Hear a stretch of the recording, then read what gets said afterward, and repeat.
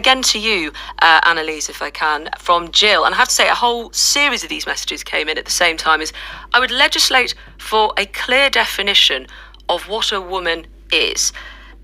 You're in this position, and Labour still, it seems to be the position that Labour would update the Gender Recognition Act to enable the process of self-identification. How does that fit with also trying to support the implementation of single-sex exemptions? How do those two things go together, which I believe is Labour's position? Well, they go together because of a very proud Labour achievement, ultimately, which was that Equality Act 2010, one of the last measures that we were determined to put into place as a Labour government. And that Equality Act, as many people listening to this I'm sure will be aware, and they may well have used its provisions actually against discrimination, it protects on the basis of sex, and it ensures that there can be a change from the usual principle of, for example, the inclusion of trans people, where that is a proportionate means to a legitimate end. It's spelled out very clearly within that act, and we'd uphold those provisions. So that's how it goes together. And, really, we need to end up in a situation where we see equality across the board, where we make sure that we have that future where everyone can have those opportunities. And Labour's definition of a woman?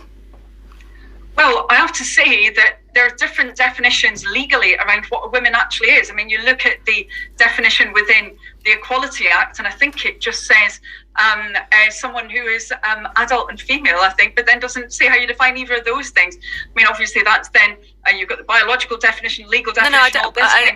With respect, I didn't ask for that. What's the Labour definition?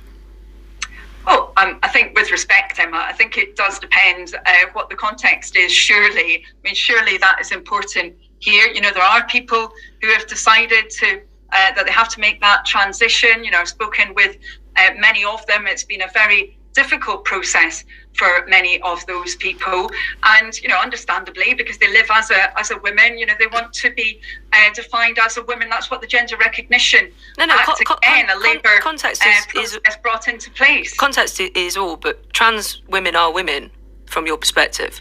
Is that right? But then when you come to the Equality Act, and I'm not going to. No, you're just Shadow Women and Equalities Minister. I've been asked this by about 8 messages here, and I'm just trying to clarify, because the government's been very clear it's not going ahead in England with the process of self-identification. So that's why I'm asking you. Well, I don't think the government has been very clear around many aspects of this, Emma. But when it comes to the operation of the single-sex exemptions, that is spelled out within the Equality Act quite rightly. I mean, when it comes to sport, for example, you've said it says that you can have single-sex.